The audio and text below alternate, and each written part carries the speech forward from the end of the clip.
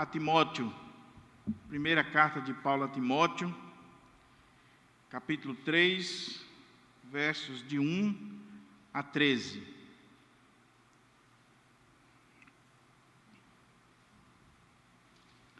A nossa igreja encontra-se sobre um pleito eleitoral para o oficialato da igreja e a nossa Constituição recomenda, na verdade determina, que o pastor da igreja possa instruir a igreja à luz da palavra de Deus sobre os ofícios, preparando a igreja assim para a eleição. E desde a semana passada que eu combinei com o reverendo Romeu para a gente pregar os textos do edital. Eu vou pregar sobre o presbiterato e o diaconato à luz de 1 Timóteo 3, e o reverendo Romeu hoje à noite estará falando especificamente sobre o diaconato à luz de Atos, capítulo 6. E assim nós cobrimos os textos principais do edital de convocação para a eleição da igreja. É claro que eu vou trazer uma palavra pastoral. Esse texto é um texto rico, um texto profundíssimo, até difícil de interpretação, que eu vou dar alguns retoques, mas eu espero que em breve nós estejamos estudando essa carta pastoral, essa carta de Paulo a Timóteo, com mais profundidade. E aí nós estaremos expondo, talvez em 3, 4, 5 sermões esse texto. Mas hoje será uma palavra pastoral, estaremos pincelando aqui alguns pontos principais do texto, preparando a igreja do Senhor para a eleição dos oficiais. Diz assim a palavra de Deus, 1 Timóteo, capítulo 3, versos 1 ao 7. Fiel é a palavra. Se alguém aspira ao episcopado, excelente obra almeja. É necessário, portanto, que o bispo seja irrepreensível, esposo de uma só mulher, temperante, sóbrio, modesto, hospitaleiro, apto para ensinar, não dado ao vinho, não violento, porém cordato, inimigo de contendas, não avarento, e que governe bem a própria casa, criando os filhos sob disciplina, com todo respeito, pois se alguém não sabe governar a própria casa, como cuidará da igreja de Deus? Não seja neófito, para não suceder que se ensoberbeça e incorra na condenação do diabo. Pelo contrário, é necessário que ele tenha bom testemunho dos de fora, a fim de não cair no opróbrio e no laço do diabo. Semelhantemente, quanto a diáconos, é necessário que sejam respeitáveis, de uma só palavra, não inclinados a muito vinho, não cobiçosos de sórdida ganância, conservando o mistério da fé com a consciência limpa. Também sejam estes primeiramente experimentados, e se mostrarem irrepreensíveis, exerçam o diaconato. Da mesma sorte quanto a mulheres, é necessário que sejam elas respeitáveis, não maldizentes, temperantes e fiéis em tudo. O diácono seja marido de uma só mulher e governe bem seus filhos e a própria casa, pois os que desempenharem bem o diaconato alcançam para si mesmos justa preeminência e muita intrepidez na fé em Cristo Jesus. Amém? Vamos orar ao Senhor e você mantenha, por favor, a sua Bíblia aberta, para que a gente possa considerar o texto sagrado junto e sermos instruídos, edificados à luz da palavra do nosso Deus.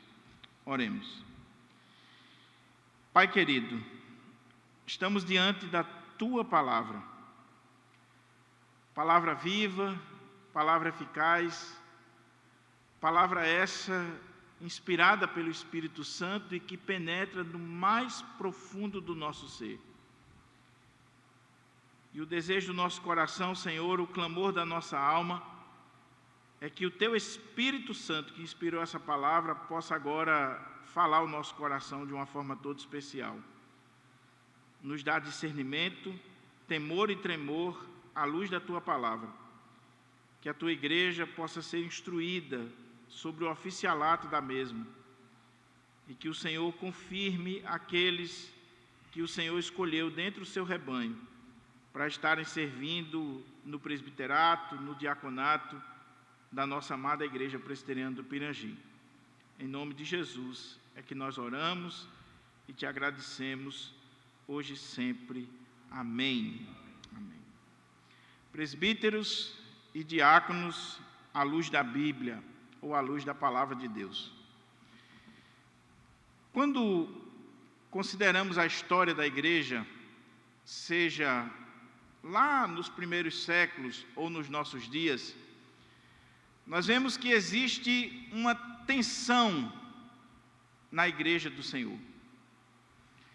De um lado, o clericalismo. Já no terceiro século, aquela comunidade antes tão simples, que tinha um culto tão singelo, que tinha uma liderança tão humilde, no terceiro século, ela começa a institucionalizar-se.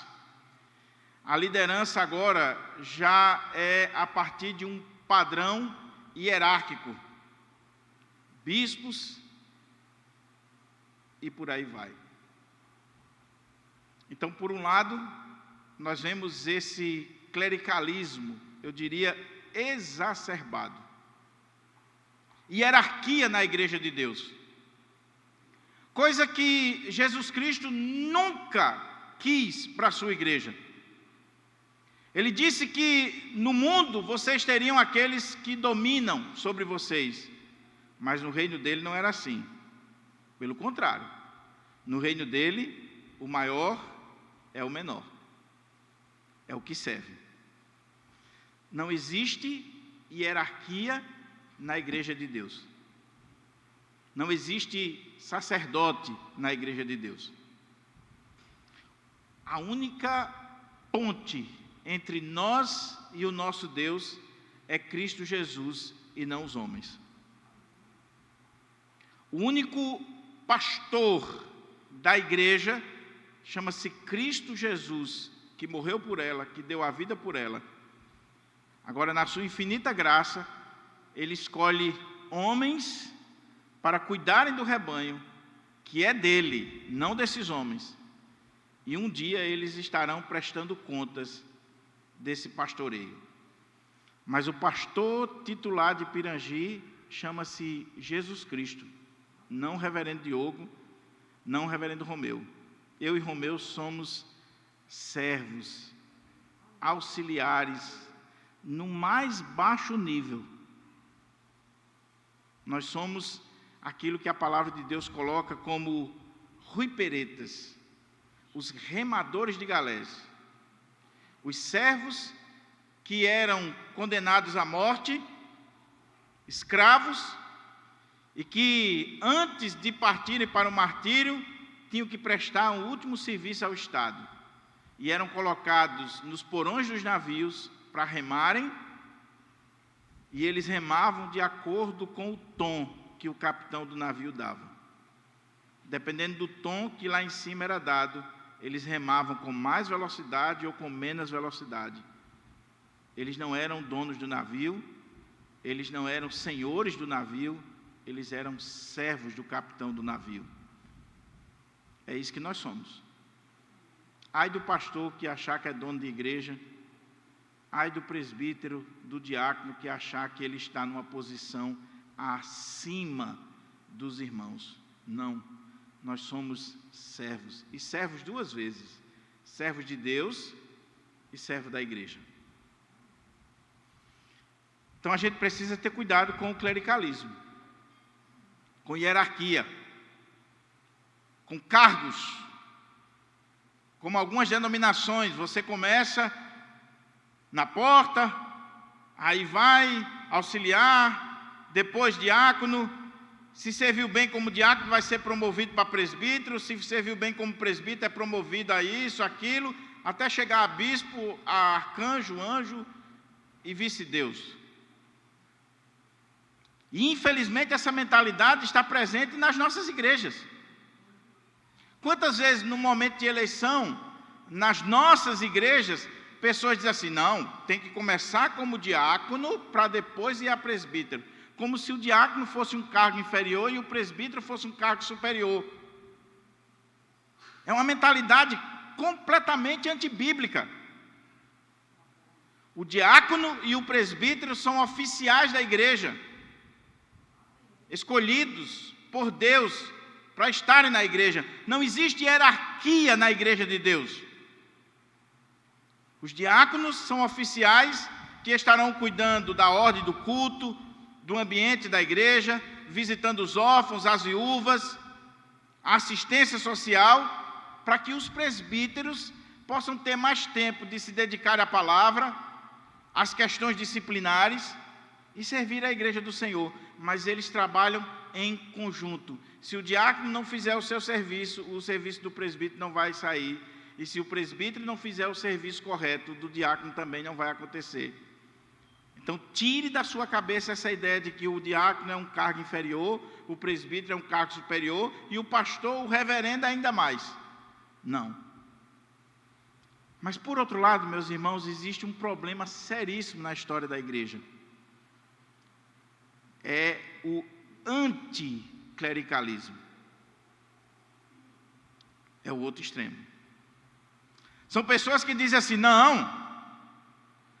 eu sou crente em Jesus, e que história é essa de pastor sobre a minha vida, presbítero, diácono, liderança? A igreja de Deus não tem isso. E aí vai para o outro extremo. Daí surge aqueles que são chamados hoje de desigrejados, que não querem saber de instituição, que é um grupo crescente no mundo inteiro, milhões e milhões de pessoas que não fazem parte mais de uma igreja local, de uma denominação, de uma instituição. E quando você vai ver, uma das causas é que essas pessoas estão decepcionadas, não com Deus, porque elas não deixam de servir a Deus, de ler a Bíblia, de orar, de se reunir para cultuar. Elas estão decepcionadas com a liderança, com a instituição, e aí ela chuta o balde dizendo assim: não é preciso liderança. E aí perde o princípio bíblico, porque o princípio bíblico é: Deus estabeleceu sim lideranças na sua igreja, não por uma questão de hierarquia ou que eles estão num patamar maior, mas de serviço. De serviço. Pois bem, meus irmãos, a palavra de Deus, ela vai nos colocar o equilíbrio. Nem tanto ao mar, nem tanto à terra. Nem o clericalismo exacerbado, de uma hierarquia, de cargos, mas também não o anticlericalismo, no sentido de não podemos ter liderança. Paulo havia deixado Timóteo em Éfeso, havia deixado Tito na ilha de Creta. Ele recomenda a Tito que ele havia deixado Tito ali na ilha de Creta para constituir presbíteros, diáconos, para pôr em ordem as coisas que Paulo não teve tempo de colocar. Paulo era um plantador de igreja, um apóstolo, aquele que ia e plantava a igreja, era um desbravador. E muito embora Paulo tenha tido todo o cuidado de pastorear, de ensinar, mas ele precisava deixar aquelas igrejas e partir para outros lugares. Então Paulo deixa nas igrejas auxiliares, homens de confiança, como Timóteo, como Tito, para que eles pudessem pastorear aquelas igrejas, ensinar aquelas igrejas, instruir aquelas igrejas, e aquelas igrejas, através das instruções de Tito, de Timóteo, dos auxiliares de Paulo, elas pudessem constituir as suas lideranças e se organizarem como igreja do Senhor no contexto local. Ele deixa Timóteo em Éfeso, e Timóteo era um jovem pastor. Timóteo, talvez pelos padrões da época, Timóteo não tinha 30 anos, quando chama de jovem. E Timóteo, além de jovem, era doente. Não se sabe se ele ficou doente por causa do ministério, uma doença que é característica de pastores, doença de estômago. E aí Timóteo era jovem, doente, tímido. Timóteo estava enfrentando muitas coisas naquela igreja de Éfeso. Uma igreja brilhante, uma igreja maravilhosa, mas não era uma igreja perfeita. Como nenhuma igreja é perfeita. Nenhuma igreja. A igreja de Éfeso teve o privilégio de ter Paulo como pastor, Timóteo como pastor, João como pastor. Imagine como é que era essa igreja. Mas não era uma igreja perfeita. E essa igreja precisava eleger a sua liderança.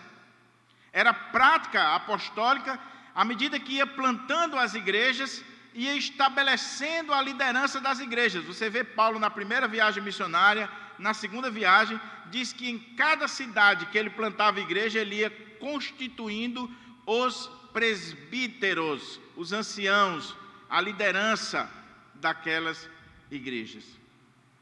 E lá em Éfeso, Paulo precisa instruir Timóteo sobre a liderança da igreja, que será constituída na igreja. E é interessante quando a gente vê essa carta, meus irmãos, eu aconselho você a ler a primeira carta de Paulo a Timóteo, porque essa carta ela é conhecida como uma carta pastoral. Essa designação ela aconteceu no século XVII, praticamente se consolidou no século XVIII, mas ela é atribuída a Tomás de Aquino. E Tomás de Aquino, ele chamava essa carta de carta pastoral, que tem recomendações pastorais. E lá no século XVIII, um autor chamado Paul Anton, ele vai consolidar essa ideia de que temos aqui uma carta pastoral. 1 Timóteo, 2 Timóteo e Tito são chamadas de cartas pastorais. Por que cartas pastorais? Porque são cartas que Paulo está instruindo jovens pastores a cuidarem da igreja. São conselhos, recomendações de um pastor experiente, mais velho, para um pastor jovem, de como ele deve proceder na casa de Deus, que é a igreja do Deus vivo, coluna e fundamento da verdade. Timóteo está ali em Éfeso, e ele tem o privilégio de receber essa carta do apóstolo Paulo, lhe dando instruções. Ah, meus irmãos, se quando a gente se formasse no seminário, a gente tivesse esse privilégio, né? De ter um pastor experiente do lado, para nos aconselhar, para quem você possa ligar, pedir um conselho, uma recomendação. Eu louvo a Deus pela vida de alguns colegas pastores antigos, que de vez em quando eu ligo, pergunto, nem sempre sigo as recomendações, mas pergunto. Timóteo tinha um apóstolo Paulo. Lendo o comentário de John Stott diz assim, que quando ele começou a expor as cartas pastorais, ele teve a seguinte ideia na sua mente.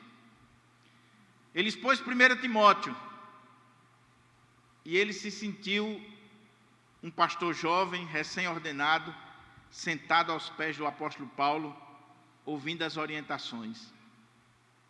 Paulo dizendo, olha, ninguém despreza a tua mocidade, antes torna-te padrão dos fiéis, na palavra, no procedimento. Talvez a igreja estava desprezando Timóteo por Timóteo ser jovem, porque esse é um mal das nossas igrejas. Se o pastor é muito jovem, é inexperiente, não serve. Se o pastor é muito velho, já está ultrapassado, também não serve. A igreja nunca está satisfeita. A igreja de Éfeso talvez estava desprezando Timóteo a ponto de causar tristeza, angústia no coração dele. A ponto dele estar triste, e Paulo dizia assim, reaviva o dom. Você foi ordenado com a imposição das mãos do presbitério. Ninguém despreze você. Você foi colocado aí, aplica-te à leitura, à exortação, ao ensino. Cumpra cabalmente o seu ministério. E aí John Stott diz que lendo 1 Timóteo, ele se sentia aquele pastor jovem, inexperiente, recebendo essas recomendações do pastor mais velho. Os anos passaram, mais de 30 anos, 40 anos de ministério. Ele disse que foi expor 2 Timóteo. E quando ele foi ler 2 Timóteo, caiu a ficha que era um pastor velho falando com outro pastor velho no final da vida, dizendo: olha como é que se termina o ministério. Louvado seja Deus por isso, porque Paulo em 1 Timóteo nos ajuda na mocidade, em 2 Timóteo nos faz ver a velhice no ministério pastoral. Paulo agora está velho e falando de algumas coisas da sua vida, do seu ministério no final da vida. O texto que lemos, meus irmãos, como eu disse, é um texto difícil, polêmico até. Os intérpretes não são unânimes nas suas visões desse texto, assim como em quase tudo. E realmente não é fácil. Nós vamos ver aqui de saída como esse texto não é fácil. Mas é rico, é profundo, é atual, é relevante para a vida da igreja. Principalmente quando a igreja está para eleger os seus oficiais, os presbíteros, os diáconos, que estarão à frente da igreja nos próximos anos. Nós não podemos escolher os oficiais por gosto pessoal, porque ele é bonitinho, porque ele é da família tal, porque ele pertence aos fundadores. Nós não podemos escolher os nossos oficiais com a ideia da política mundana. Vamos escolher fulano porque ele vai ser representante da mocidade. Vamos botar esse jovem aqui porque ele vai para o conselho para representar a mocidade. Esse irmão aqui vai representar a SAF. Esse aqui vai ser o representante da ajuda diaconal ou dos homens. Presbítero nenhum é representante de segmentos da igreja. Presbítero é representante de Deus diante da igreja. Nós precisamos ter cuidado com essa visão. Outro erro que nós precisamos ter cuidado é que não somos nós que escolhemos. Nós reconhecemos, à luz da palavra de Deus, de oração, de meditação, e olhando os critérios bíblicos, aqueles que Deus escolheu e que estão aptos a assumir a sua igreja. Domingo que vem vocês não vão escolher os presbíteros, meus irmãos, por favor. Vocês não vão escolher os diáconos de Pirangi. Se você vier para cá com essa mentalidade, a sua mentalidade é antibíblica, se não for diabólica. Domingo que vem você vem para cá com a ideia: Senhor, quem o Senhor escolheu? Quem está apto? De acordo com a tua palavra. Fala o meu coração, Senhor. Não me deixa votar errado. Eu quero saber quem o Senhor escolheu. Quem o Senhor chamou. Porque não sou eu que escolho. Eu reconheço a vocação de Deus na vida da pessoa. E esse texto vai nos dar as características. E ainda outra coisa eu preciso dizer para poder entrarmos no texto. Como eu disse, esse texto aqui dá umas 5, 6 mensagens. É que as características que o apóstolo Paulo vai dar aqui, muito embora Paulo esteja falando do episcopo, e a gente vai ver que essa palavra aqui é sinônimo de bispo, de pastor, de presbítero, Paulo não está falando aqui de uma elite da igreja. Paulo não está falando aqui de uma casta separada, de um grupo elitizado, de homens especiais, que você vai olhar e dizer: esses aqui têm essas características, esses aqui são os melhores. Não. Você vai ver aqui que todas as características que Paulo dá aqui é a característica de um crente. Se você é crente, se você é um homem de Deus, você necessariamente precisa ter todas essas características. É portanto que esses homens são eleitos dentre o rebanho. Dentre o rebanho. A igreja olha para os homens do rebanho, da casa do Senhor, e diz: os homens têm essa característica. E todos deveriam ter. Por que eu estou colocando isso, meus irmãos? Porque às vezes a gente coloca um peso muito grande sobre o pastor. O pastor tem que ser anjo, perfeito, arcanjo, com aura e tudo. O pastor não peca. Sobre o presbítero, sobre o diácono. E sobre os filhos da liderança, pior ainda. É filho do pastor, é filho do presbítero, é filho do diácono. Não, é filho de um homem comum. E é criança como todas as outras.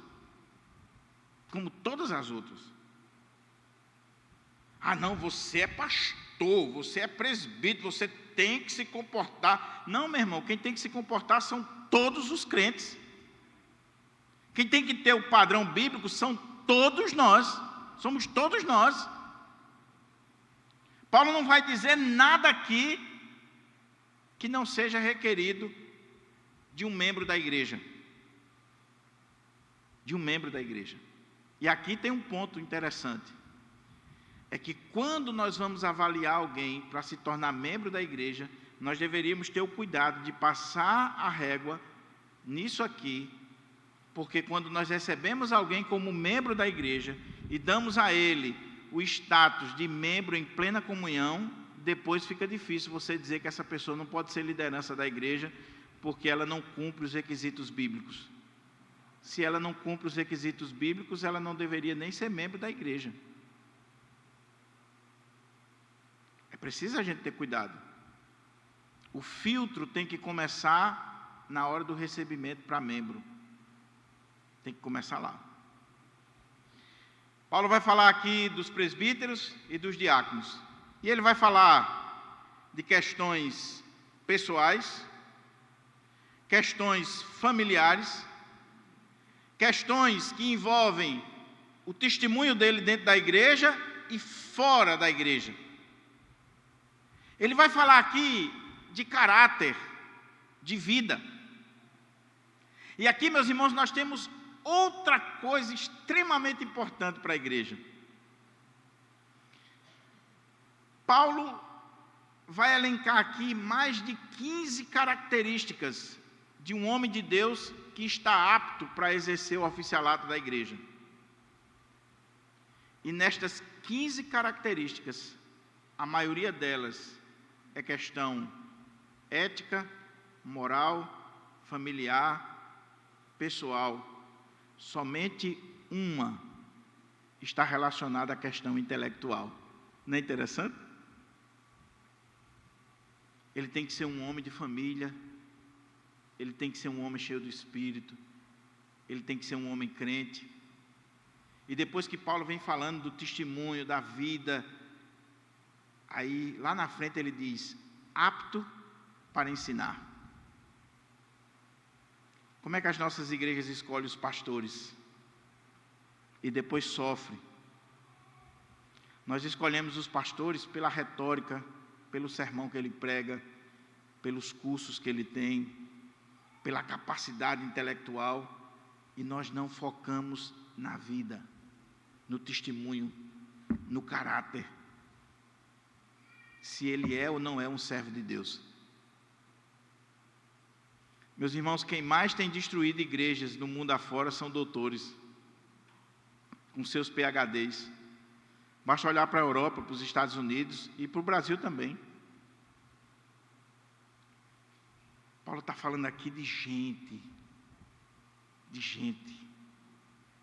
crente, gente convertida, gente de Deus.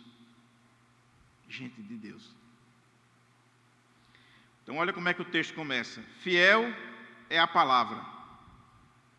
A polêmica desse texto já começa aqui. Porque Paulo usa essa expressão algumas vezes aqui na carta. Ele está dizendo assim: digna de confiança é a palavra, ou fiel é a palavra. Mas os teólogos, eles se perguntam: Quando Paulo está dizendo fiel é a palavra, ou digna de toda confiança, de toda consideração é essa palavra, ele está se referindo ao que ele disse anteriormente, ou o que ele vai dizer agora? Anteriormente, Paulo vinha falando sobre a questão das mulheres no culto, como se comportar no culto. Veja como é interessante a divisão aqui da carta pastoral. Capítulo 1, Paulo fala da doutrina. Capítulo 2, Paulo fala do culto, do ambiente de culto. Capítulo 3, Paulo fala da liderança. Tem tudo a ver. Doutrina, culto, liderança. E quando ele chega no capítulo 2, que ele está falando do culto, ele diz que as mulheres estão excluídas do ensino oficial da igreja. Olha como é que diz o texto. Quero, portanto, que os varões, capítulo 2, a partir do versículo 8. Quero, portanto, que os varões orem em todo lugar, levantando mãos santas, sem ira nem animosidade, da mesma sorte que as mulheres, em traje decente, se ataviem com modéstia e bom senso, não com cabeleira frisada, ou com ouro, ou pérolas, ou vestuário dispendioso, porém com boas obras, como é próprio às mulheres que professam ser piedosas. A mulher aprenda em silêncio, com toda a submissão, e não permito que a mulher ensine, nem exerça autoridade de homem, esteja, porém, em silêncio, porque primeiro foi formado Adão, depois Eva. Adão não foi iludido, mas a mulher, sendo enganada, caiu em transgressão. Todavia, será preservada através de sua missão de mãe, se ela permanecer em fé e amor e santificação com bom senso. Fiel é esta palavra. Alguns na história da igreja interpretaram assim, bons comentaristas. Paulo acabou de dizer que o ensino oficial da igreja não pode ser exercido pelas mulheres. E talvez você diga, meu Deus, que discriminação. Essa é uma polêmica tão grande hoje, principalmente quando a IPB reafirmou isso recentemente no Supremo Concílio. Mulher não pode pregar, mulher não pode ser pastora, mulher... Então a igreja está discriminando a mulher não tem importância. Irmãos, Paulo está dizendo a missão de mãe. Minha irmã, você não tem noção da importância que você tem e da influência que você tem na liderança da igreja, na casa do Senhor. Sabe por quê? Porque se você for uma mãe fiel, se você cumprir a sua missão de mãe, se você instruir seus filhos na casa do Senhor, se você for uma mulher de Deus e você educar seus filhos de acordo com a palavra do Senhor, esses seus filhos amanhã serão os melhores presbíteros, os melhores diáconos da igreja.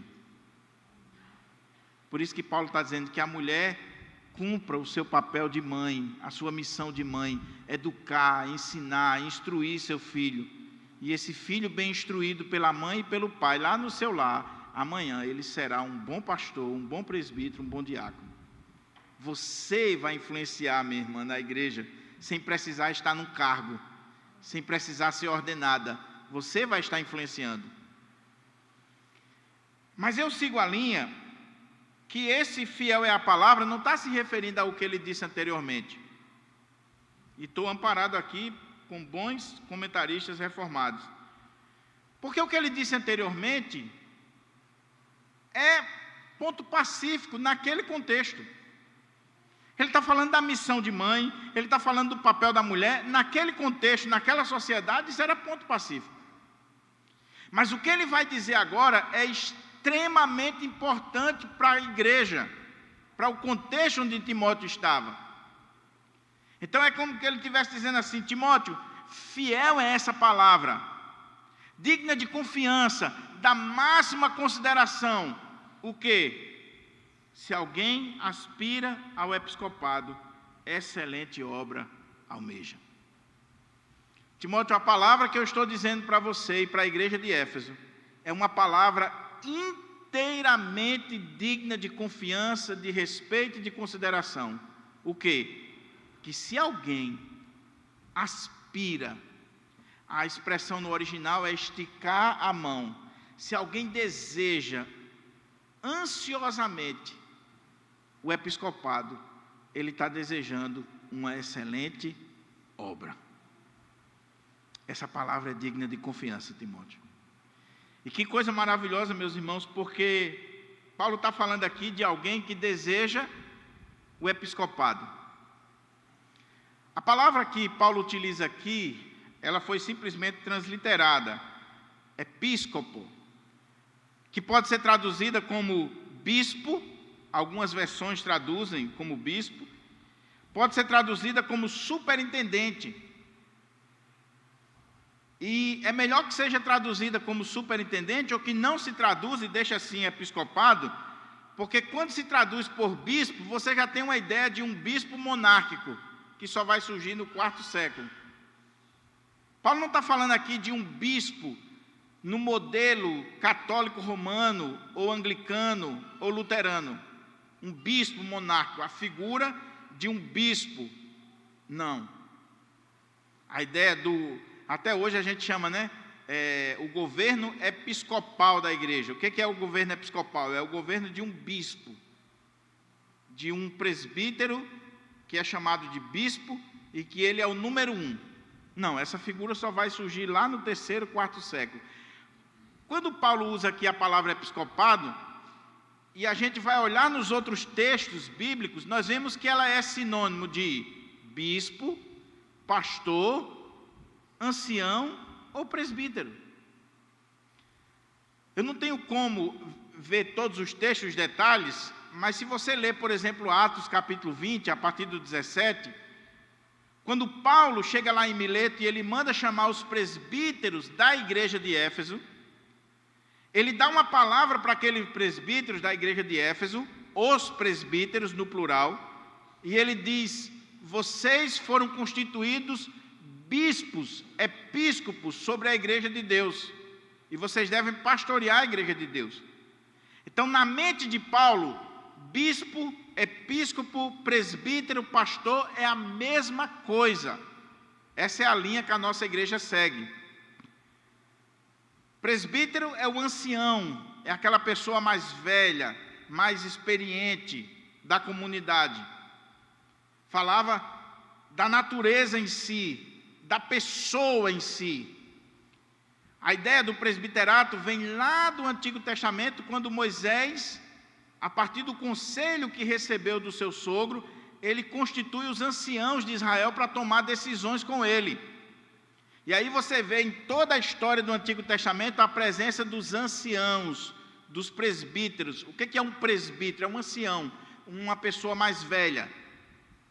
Só que quando você chega no Novo Testamento, você vê que os presbíteros continuam existindo nas sinagogas, os anciãos, o conselho dos anciãos. E quando Paulo usa a palavra bispo, ele não está falando da pessoa, do ancião, da pessoa madura.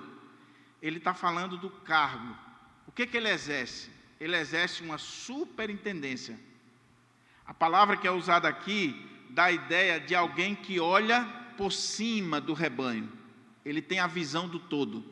Isso é um bispo. O bispo é um ancião, um presbítero da igreja, que olha o todo da igreja, que é um superintendente da casa do Senhor. Então, estou dizendo isso para você ver que não existe hierarquia.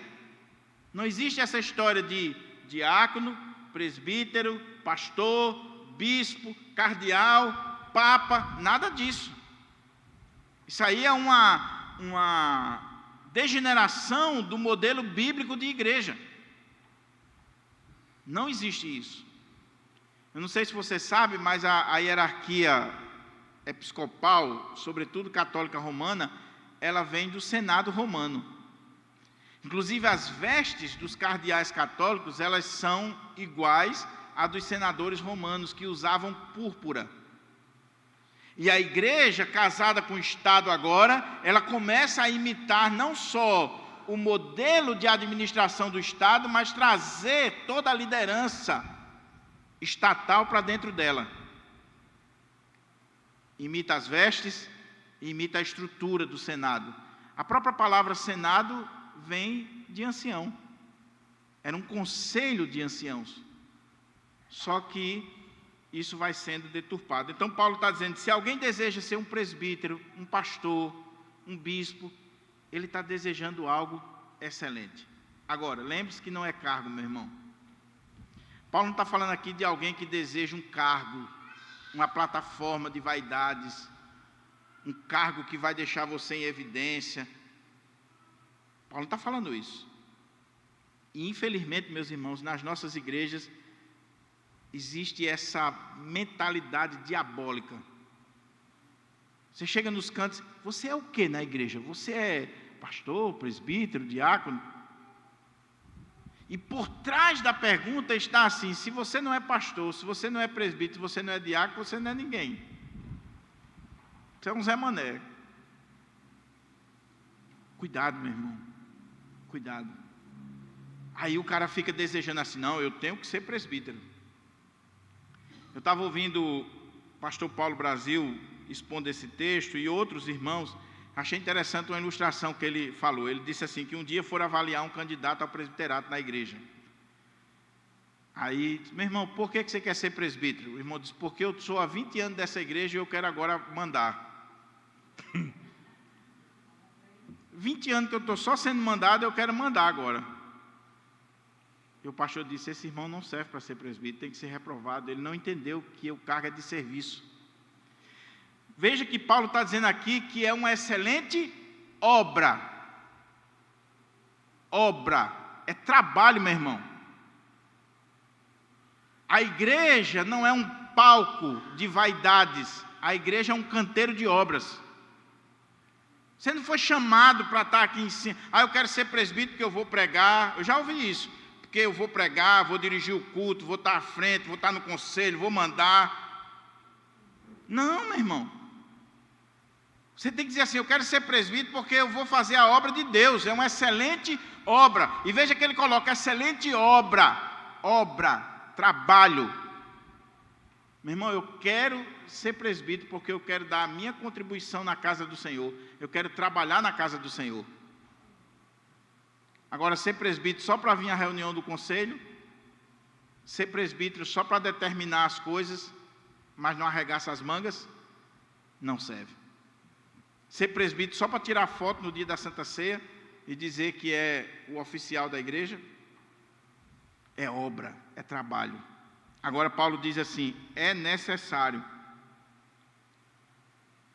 que o bispo, que o presbítero, que o pastor, ele tem algumas características.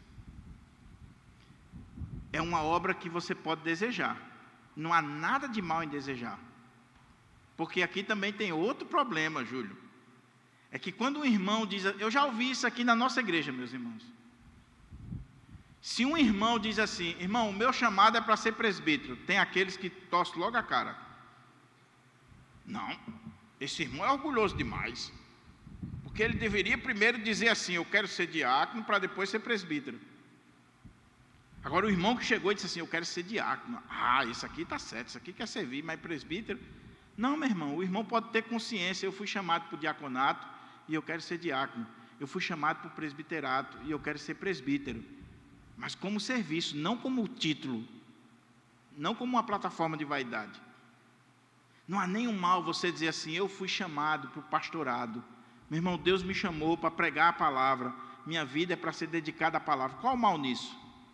E você se apresenta ao conselho, se apresenta à igreja, e é claro, a vocação é algo divino, é Deus quem vocaciona. Essa vocação, ela vai surgir no seu coração como um desejo ardente de trabalhar na casa do Senhor, e você faz isso independente do cargo, você já trabalha, você não passa a trabalhar quando é ordenado, você já faz, porque está queimando em você.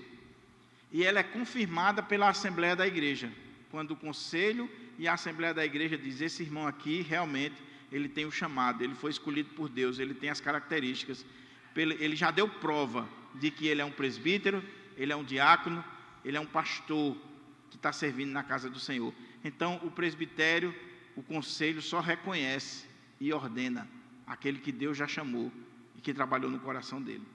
Mas aí ele diz, é necessário,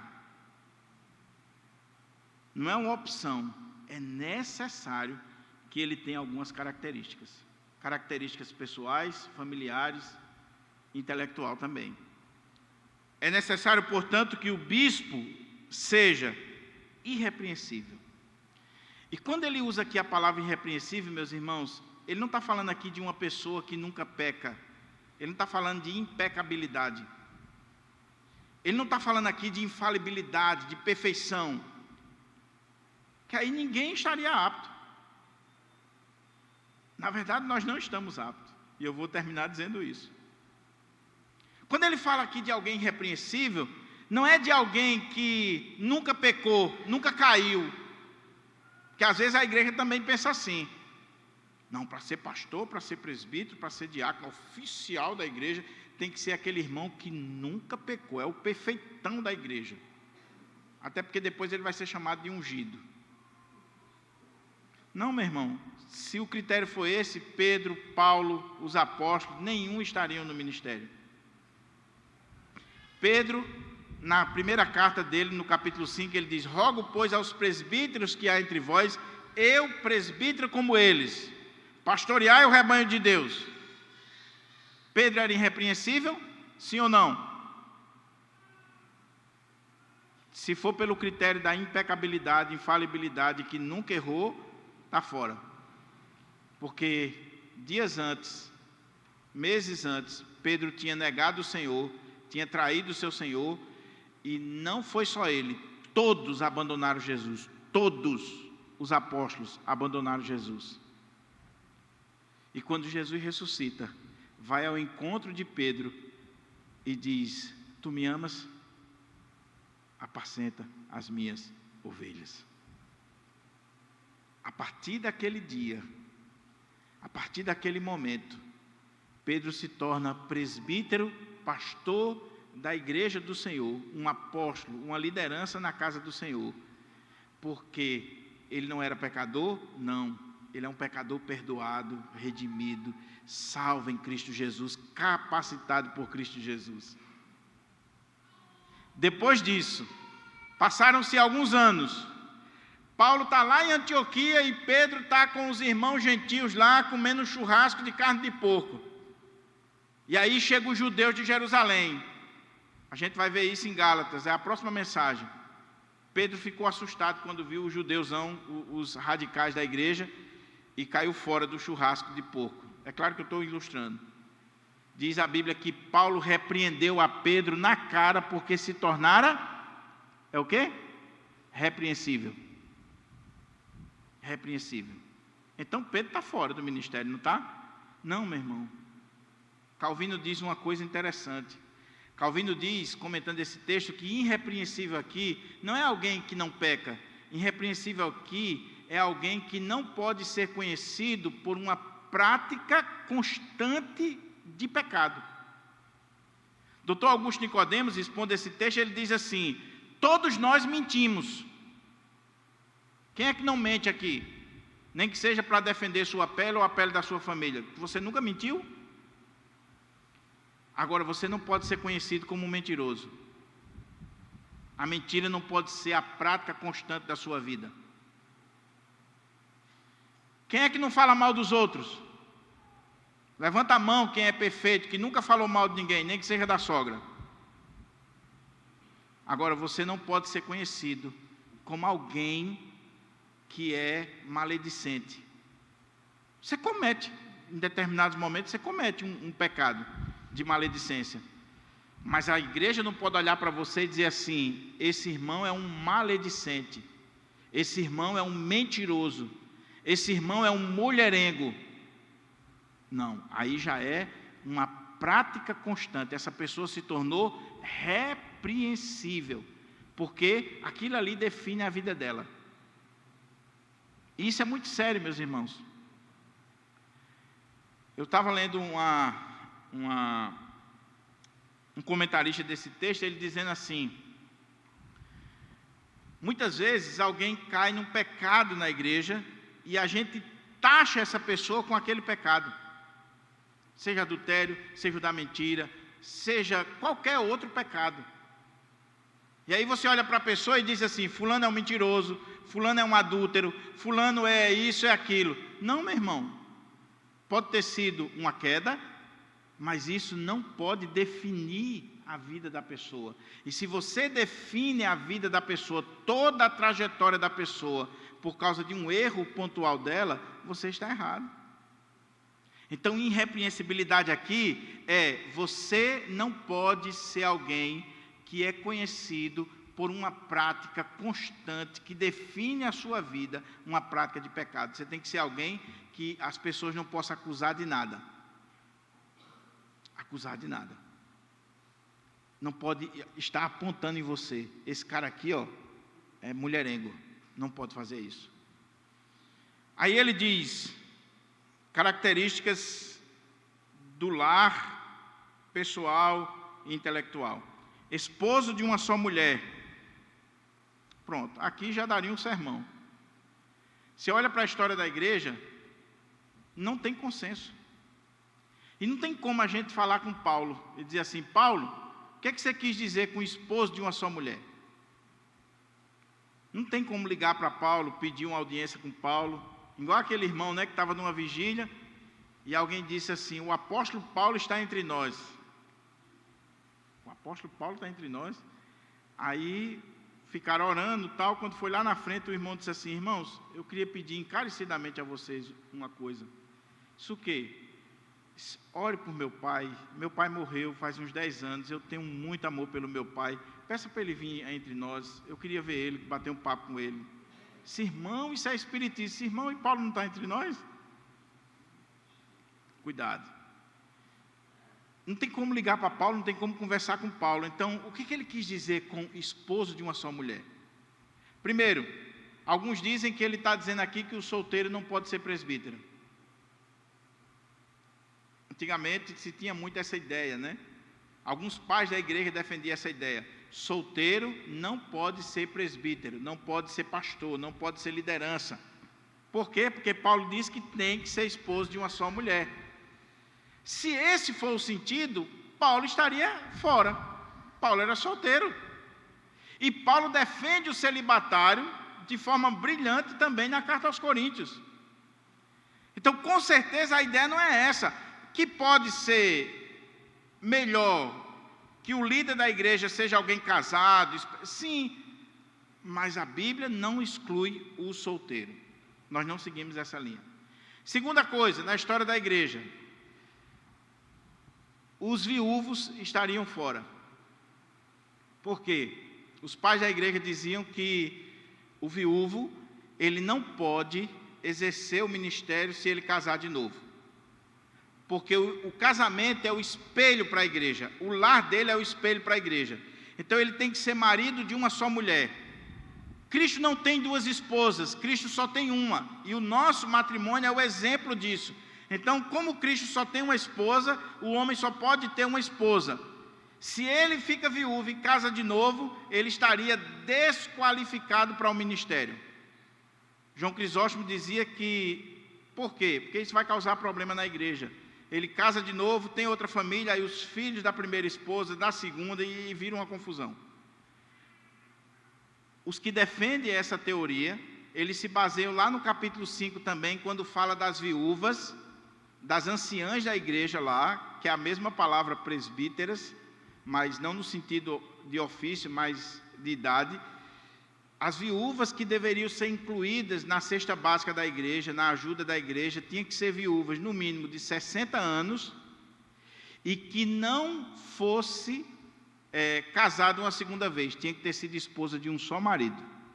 Então os intérpretes vão lá para o capítulo 5 e dizem: olha, se as viúvas que seriam assistidas pela igreja tinha que ser mulher de um só marido, a liderança da igreja muito mais.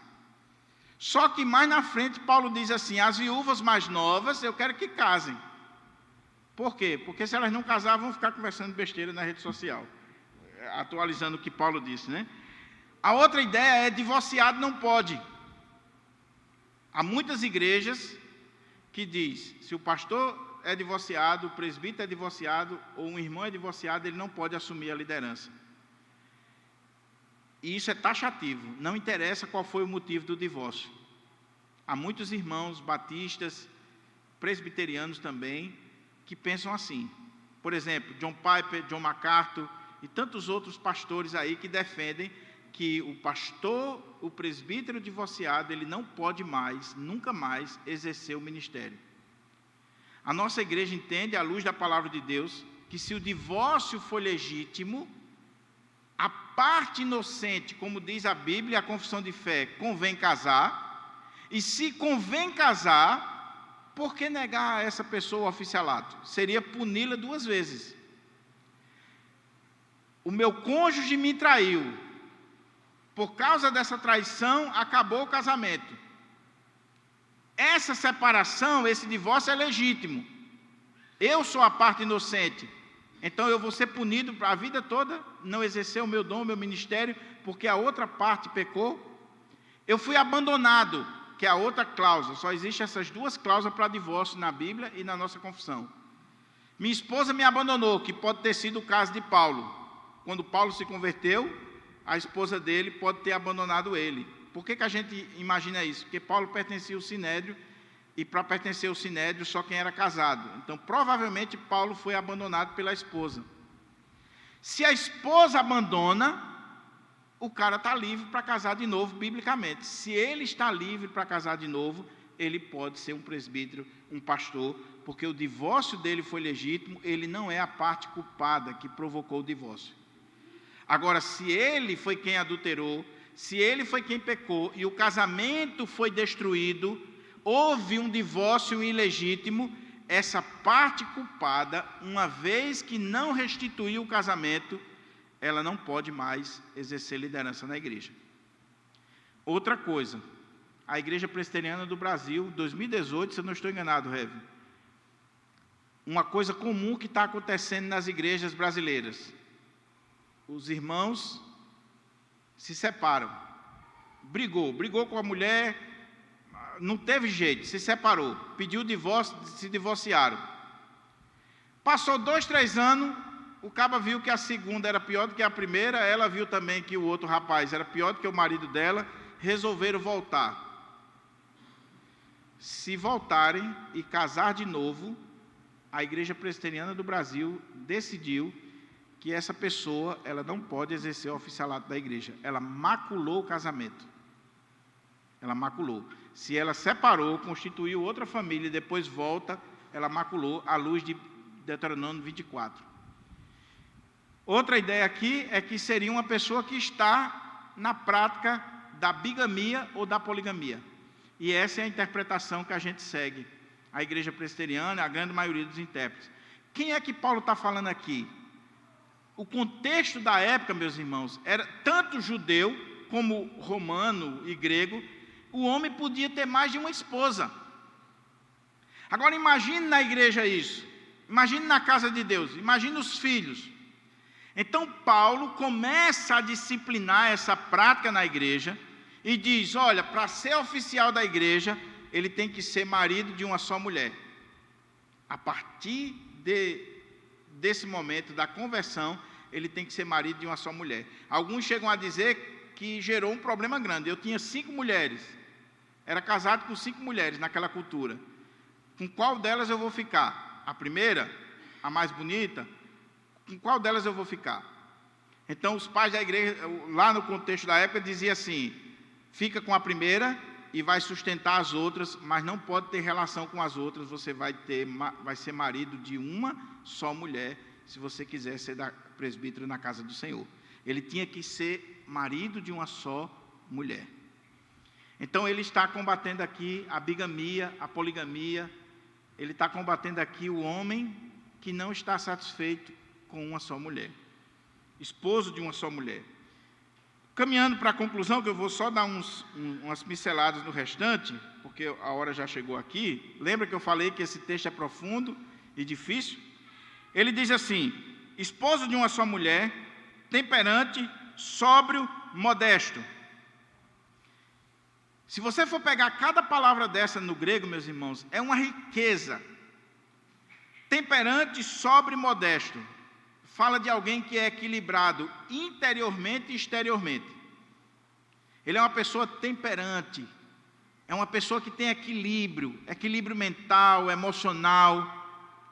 Ele é uma pessoa sóbria, ele não toma decisão precipitada, ele não é como um embriagado, ele é sóbrio, ele pensa, ele reflete antes de falar, ele tem cuidado nas decisões que vai tomar. O presbítero, o diácono tem que ser alguém assim, equilibrado, ele não pode ser espalhafatoso, ele tem que ser um homem temperante, sóbrio, modesto. É interessante que a palavra modesta aí no grego é cosmion, da nossa palavra cosmos, de onde vem cosmético. O que é um cosmético? As mulheres sabem o que é um cosmético, né? Cosmético é para pôr em ordem o rosto. Você acordou de manhã, olhou no espelho e teve um susto. Aí você vai lá na sua mala dos cosméticos, passa o cosmético, ficou em ordem, arrumou, ficou bonito. O que é uma pessoa cosmion, modesta? É uma pessoa que está em ordem. É uma pessoa elegante, é uma pessoa bonita. Ela age na simplicidade, com modéstia, com elegância. Ela não age de qualquer jeito. Então o presbítero tem que ser um homem equilibrado interiormente e exteriormente. Ele tem que ser equilibrado nas suas palavras, modesto na sua maneira de falar, de se vestir, de agir. O presbítero não pode ser o bobo da corte, o palhaço da igreja, levar as coisas na brincadeira.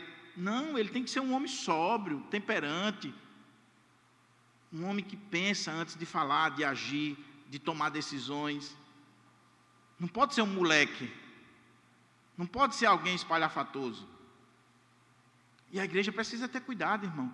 O presbítero não necessariamente tem que ter cabelos brancos. Ele pode ser alguém jovem, sim. Porque Davi diz que o servo do Senhor, que conhece a palavra do Senhor, às vezes ele é mais sábio do que os velhos.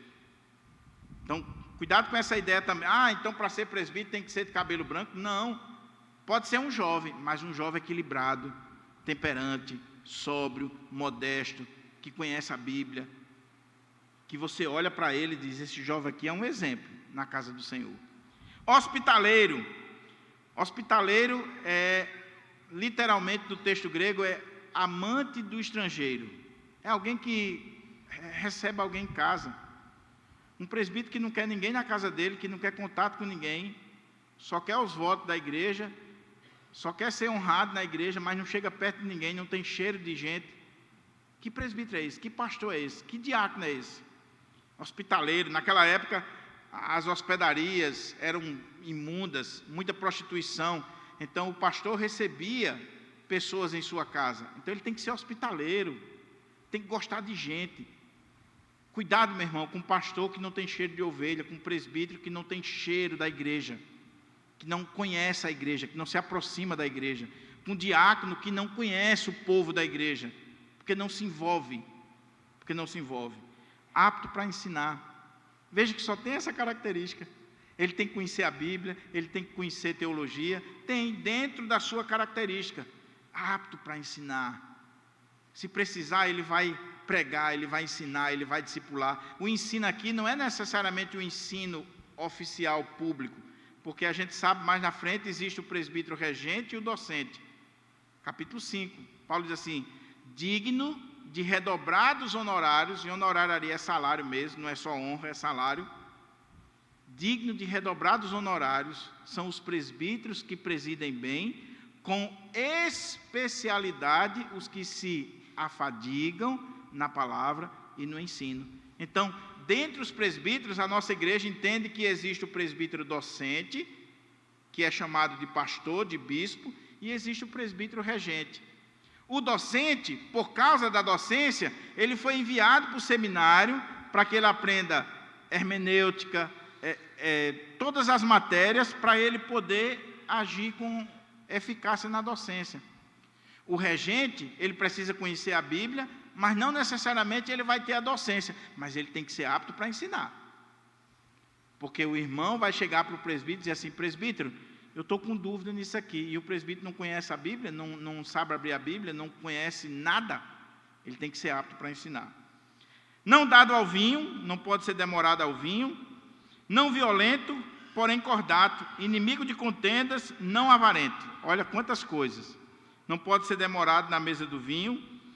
Não pode ser alguém violento. O espancador é a palavra no original. Preste atenção. Se o cara é sanguíneo, espancador, tudo quer sair na tapa. Ele tem que ser uma pessoa cordata, mansa, inimigo de contendas, e ele não pode ser avarento. Ele não pode servir por dinheiro. Pastor que está na igreja por causa do salário que ganha, ou que decide sair da igreja por causa de dinheiro, ele está desqualificado para o ministério. Mas só é o que tem. A vontade de Deus muda de um dia para a noite. E é interessante que a vontade de Deus só muda para o salário maior, nunca é para o menor. Deus está falando comigo para eu ir para aquela igreja. Para ganhar menos, irmão? Não, para ganhar mais. Ah, sim, está certo. Mas e se Deus falar para ir para a igreja que não vai poder pagar o salário? E aí, você vai?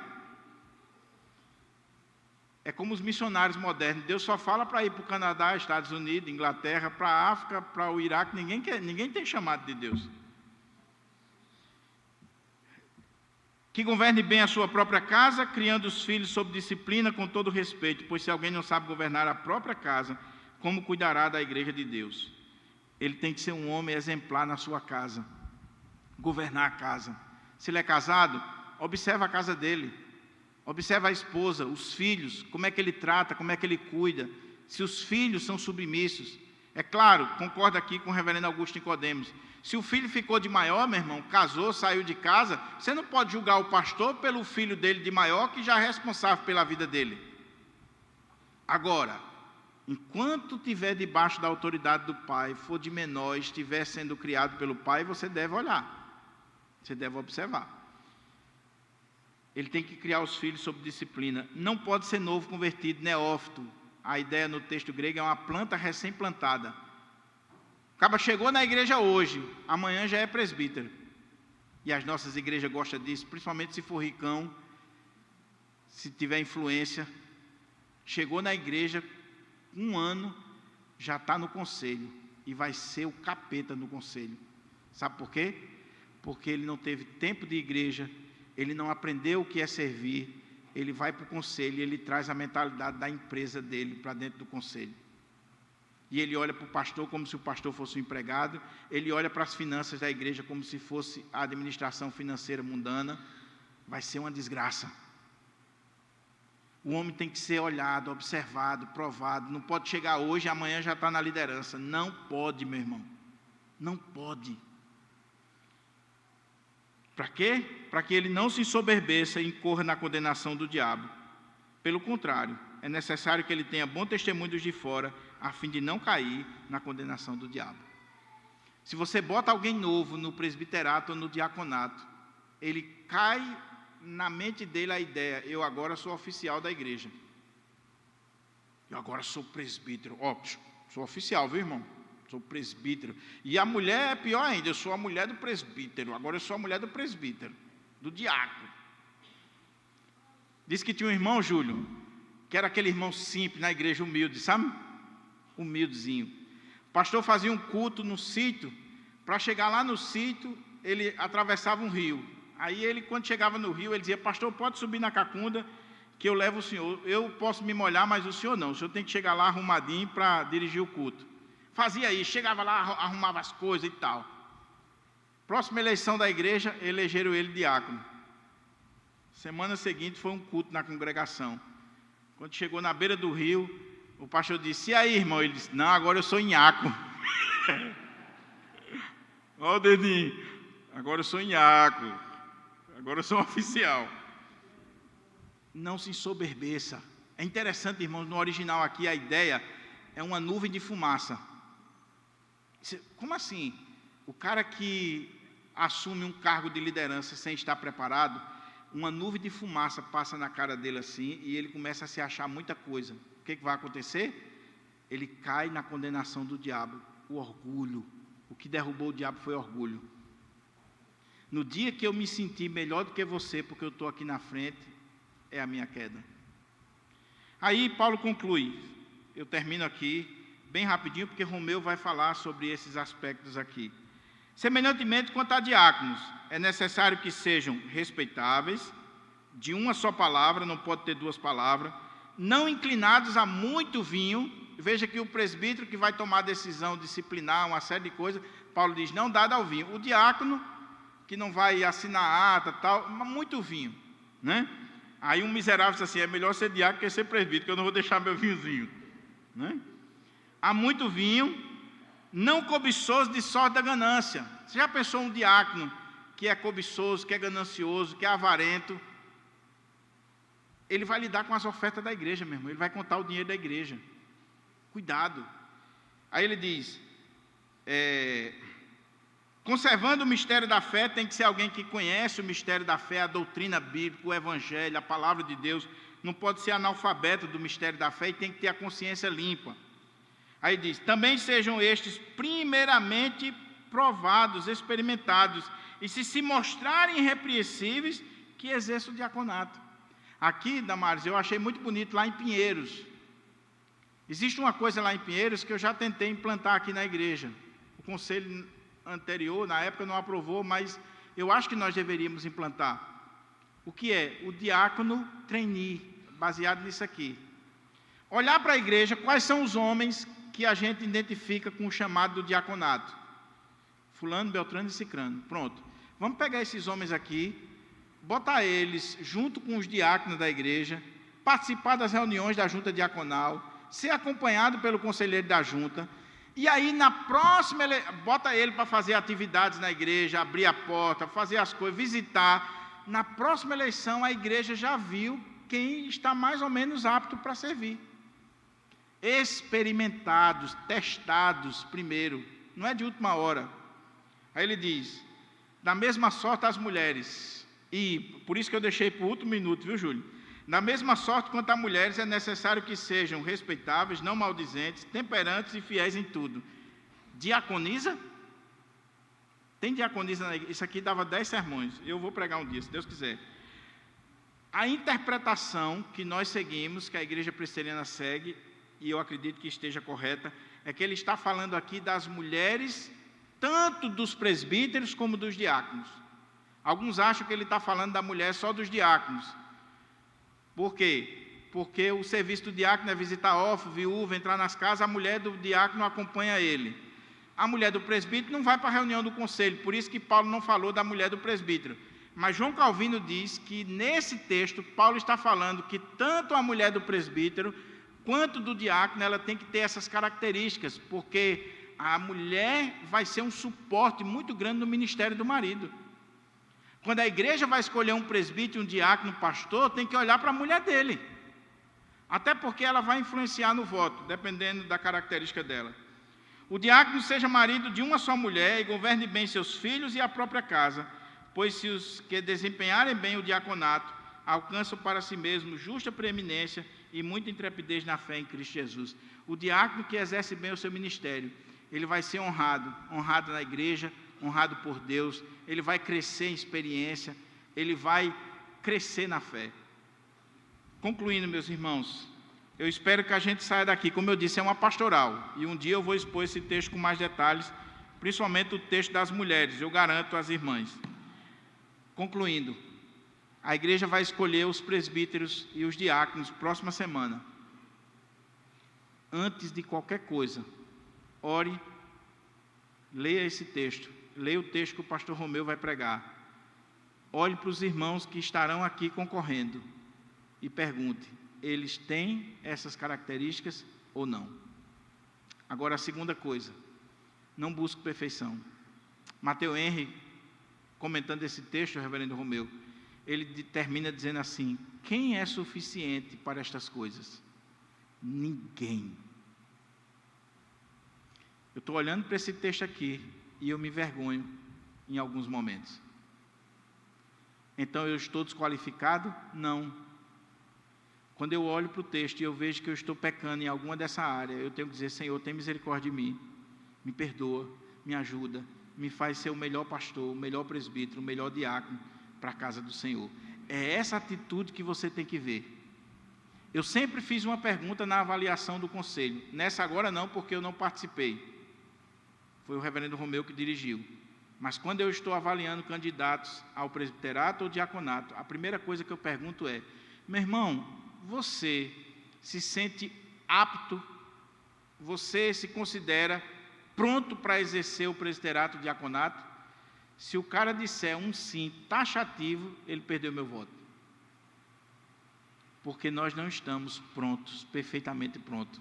Agora, se ele disser assim: pastor, eu sei dos meus defeitos, eu sei o quanto eu preciso melhorar, mas eu quero servir a igreja, e eu quero estar participando do conselho, da junta diaconal, e eu sei que Deus vai me capacitar, vai me dar força, aí você ganhou o meu voto. Em nome de Jesus. Amém? Vamos orar, depois nós vamos ter o batismo e o recebimento de mais